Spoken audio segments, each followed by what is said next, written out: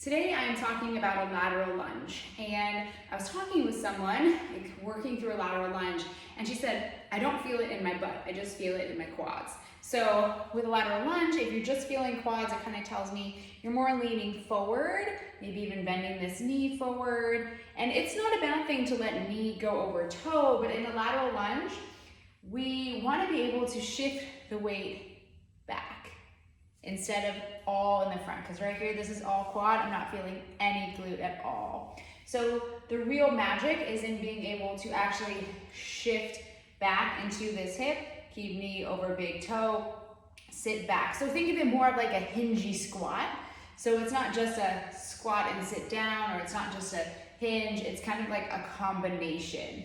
Sometimes you can utilize like a band, so if you have one of those really heavy bands, to kind of help facilitate that movement. So you can place it around the upper inside thigh, and think about fighting the pull of the band as you sit back into the hip. So think about a hingy squat. I'm allowing myself to melt and kind of sit into this hip crease. Knee is coming forward slightly over my big toe, nose over knee, over toe. I can add that reach. I'm feeling my glutes, my adductor. This knee is gonna wanna go out, so keep it in over that big toe. Stay connected through all three corners of the foot. The other thing, especially on this left side, that might wanna happen is you might wanna arch out. I tend to sometimes have that left rib flare. So when you're on that left side, you can even start with just getting an exhale. Think about your ribs kind of closing like a front door on exhalation. We're not crunching down from up top. These lower ribs, we're thinking about them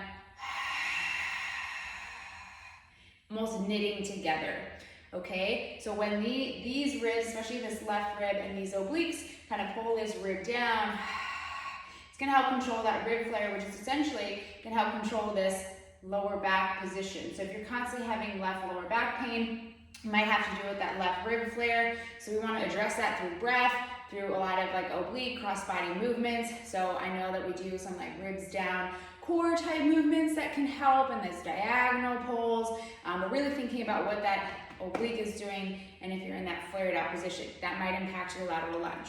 So go ahead once again to that band, a lot of resistance on the band, and you're gonna think about shifting into the hip. Now notice my lateral lunge setup isn't super wide. I'm actually a little more narrow than you might want to think you need to be. So sitting into the hip, allowing the knee to come forward, thinking about my knee over big toe, and I'm just kind of hanging here. I can obviously hold on to weight, but even just mastering this in a body weight position, my butt is on fire. I'm also thinking about kind of the position of my ribs and where my sternum is in space.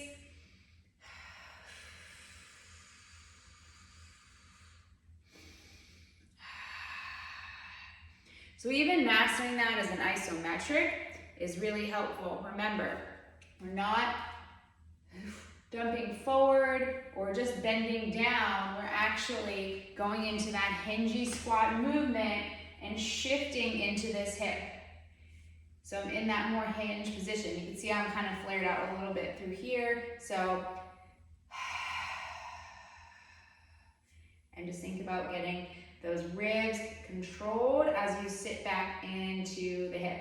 Oh my God, my butt's on fire.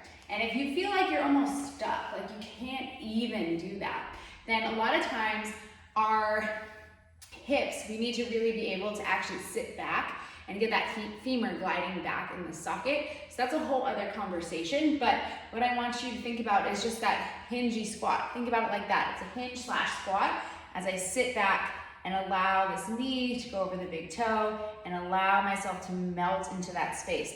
And that is gonna make a big difference on your lateral lunge. Take it out of your knees and take it out of your low back.